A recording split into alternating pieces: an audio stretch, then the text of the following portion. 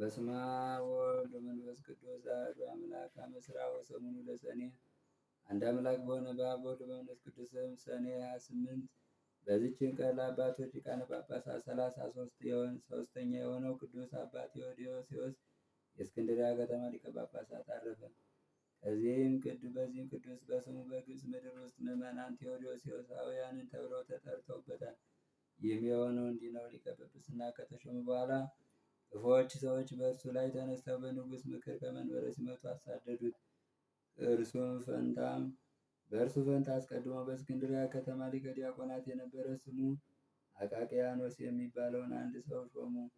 እርሱም ለአባ ቴዎዶስዮስ ሊቀ ጵጵስና እንዲገባው ከፈረሙት ቁጥር ውስጥ ነበረ። ይህም አባት ወደ ግርማኖስ ሀገር ሂዶ 3 ወሮች ኖረ። በዚያም ወራት በግብፅ ሀገር ንቡረ እድ አባ ሳዊሮስ ነበረ። እርሱም በአባቶቻችን ሐዋርያት እንዲህ በአባ አትናቴዎስ እና በዮሐንስ አፈወርቅ የደረሰባቸው መከራ እያስታወሰ ያጽናናው ነበር። ከዚህም ተነስቶ መልክ ወደሚባል ሀገር ሄደ። በዚያም 2 ዓመት ተቀመጠ። የእስክንድርያ ከተማ ሰዎችም የጠባቂያቸው የቴዎዶስዮስን መመለስ ሽተው በእስክንድርያ መኮንን ላይ ተነሱበት። መኮንኑም ወደ መንበረ ሲመቱ መለሰው። አቃቅያኖስንም አባረሩት። ይህም ነገር በንጉሥ የውስጣቲያኖስና አምላክን በምትወድ በንግሥት ታወድራ ዘንድ ተሰማ። ንግሥቲቱም አስቀድሞ የተሾመው በሹመቱ ወንበሩ ይቀመጥ ብላ ጻፈች። 58 ካህናትም ጉባኤ ያደረጉ አስቀድሞ የተሾመ አባት ቴዎዶስዮስ ነው ሲሉም ጻፉ። ያን ጊዜም አቃቅያኖስ በሕዝቡ ፊት ቁሞ ክፉዎች ሰዎች ስላስገደሉኝ ይህን ሥራ ለመስራት ሕግን ተላልፌአለሁ አለ። ከዚህ በኋላ አቃቅያኖስን ከውግዘቱ እንዲፈታው፣ ነገር ግን ክህነትም ሆነ ሊቀ ዲቁና ለዘላለም እንዳይኖረው ሕዝቡ አባ ቴዎዶስዮስን ለመኑት። አቃቅያኖስም አዎን እንዲህ ይሁን አለ። ይህም አባት ከግዝቱ ፈታው። ሃይማኖትን ያጠፋ ንጉሥ ግን በከፋች ሃይማኖት ሊቀ ጳጳሳት አባ ቴዎዶስዮስን ከእርሱ ጋር የሚስማማ መስሎት በእስክንድርያ ወዳሉ መኳንንቶቹ እንዲህ ብሎ ጻፈ። ሊቀ ጳጳሳት አባ ቴዎዶስዮስ በሃይማኖት ከእኛ ጋር የሚስማማ ከሆነ ሹመት ይጨመርለታል፣ ለእስክንድርያ ከተማ ገዥ ይሆናል። ይህም ካልሆነ ግን ከሹመቱ ይሻር። ይህም አባት ይህን ነገር በሰማ ጊዜ እንዲህ አለ። ሰይጣን በበረሃ ጌታችንን ብትሰግድልኝ የዓለም መንግስታትን ክብራቸውን ሁሉ እሰጥሃለሁ አለው። ያን ጊዜም የአባ ቴዎዶስዮስ ተነስቶ ከእስክንድርያ ወጣ፣ ወደ ላይኛው ግብፅም ሄደ። በዚያም ሕዝቡን እያስተማራቸው በቀናች ሃይማኖት እያጽናናቸው ጥቂት ቀኖች ኖረ። ንጉሡም አባ ቴዎዶስዮስን ከእስክንድርያ ከተማ እንደወጣ በሰማ ጊዜ እየሸነገለ ወደ እርሱ መልእክት ላከ፣ እንዲህም አለው፦ እኔ ከአንተ ጋር ልነጋገር ከአንተም ልባረክ እንድትመክረኝ ይሻለሁ። ከዚህም በኋላ ወደ ቁስጥንጥንያ ከተማ ሄደ። የጳጳሳት አለቆችና ሕዝቡ ሁሉ ሰራዊቱን ተቀበሉት፣ በከፍተኛ ወንበር ላይ ማስቀመጡት። እርስ በርሳቸውም ስለ ሃይማኖት ተከራከሩ። ንጉሡም አብዝቶ ሲሸነግለውና ሲያባብለው ሰነበተ። ቅዱስ አባ ቴዎዶስዮስም ከቅዱሳት መጽሐፍ በመጥቀስ ይረታው ነበረ። ከእርሱም ጋር ባልተስማማ ጊዜ ከመንበረ ሲመቱ ወደ ላይኛው ግብፅ አሳደደው። በእርሱም ፈንታ ጳውሎስ የሚባል ሰውን ሾመው።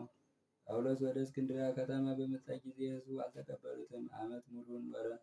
በእጁም አንድ ቁርባን አልተቀበለም። ንጉሡም ይህን በሰማ ጊዜ ለመናፍቁ ጳውሎስ የሚታዘዝ ድረስ አብያተ ክርስቲያን እንዲዘጉ አዘዘ። ምዕመናኑም ከእስክንድርያ በመውጣት ወደ ቅዱስ ወንጌላዊ ማርቆስ ቤተ ክርስቲያን፣ ወደ ቆስሞስና ድሚያኖስ ቤተ ክርስቲያን ይሄዱ ነበር። ካህናቱም በዚያ እየቀደሱ ያቆርቧቸው ነበር። የአገር ልጆችንም የክርስትና ጥምቀትን ያጠምቋቸው ነበር። ንጉሡም ይህን በሰማ ጊዜ አብያተ ክርስቲያናትን እንዲከፍቱላቸው አዘዘ። አባ ቴዎዶስዮስም ሰምቶ ንጉሥ እንዳያስታቸው ፈራ። ማጽናኛ ቃልም የተመላች መልእክትን ጽፎ በቀናች ሃይማኖት እያበረታታቸው ወደ ምዕመናን ላከ። እንዲህም አላቸው፦ ለዚያ ከሃዲ ጳውሎስ እንዳትታዘዙ ተጠበቁ። ይህም አባት 28 ዓመት በስደት ኖረ። መላው የሹመት ዘመኑ 32 ነበር። ይህም በእስክንድርያ 4 ዓመት በስደትም 28 ዓመት ነው። ይህም አባት ብዙ ድርሳናትን ደርሷል።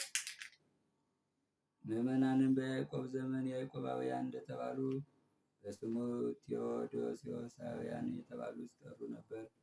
መልካም ጉዞውን ፈጽሞ በሰላም አረፈ። እግዚአብሔር ምስጋና ይሁን። እኛንም በጸሎት ይማረን፣ በረከቱ ከእኛ ጋር ትኑር ለዘላለሙ አሜን።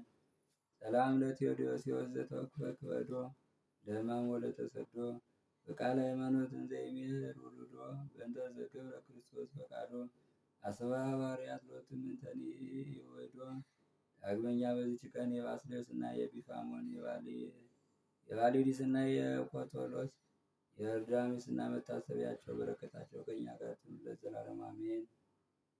በስመ አብ ወወልድ ወመንፈስ ቅዱስ አሐዱ አምላክ አመ ዕስራ ወተስዑ ለሰኔ ዛቲ ዕለት ተስካረ ልደቱ ለእግዚእነ ኢየሱስ ክርስቶስ ሎቱ ስብሐት እግዝእትነ ቅድስት ድንግል ማርያም በሥጋ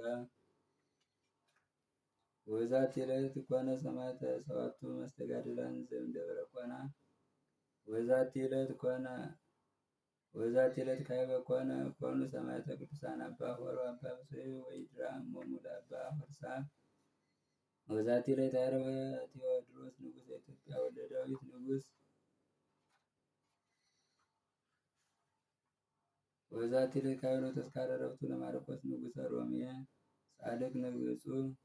ወበዛቲ ዕለት ኮነ ፍልሰተ ሥጋው ለብፁዕ አምደ ሚካኤል ቀዳሚ በዘመነ እስክንድርያ ንጉሥ።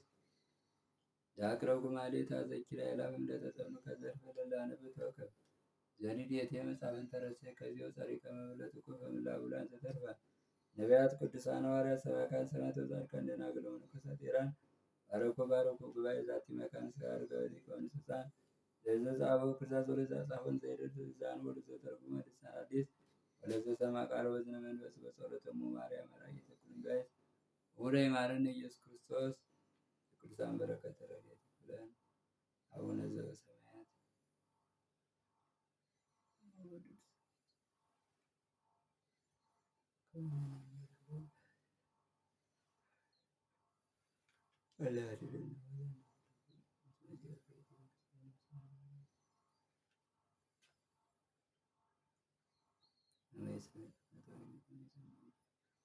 ኢየሱስ ክርስቶስ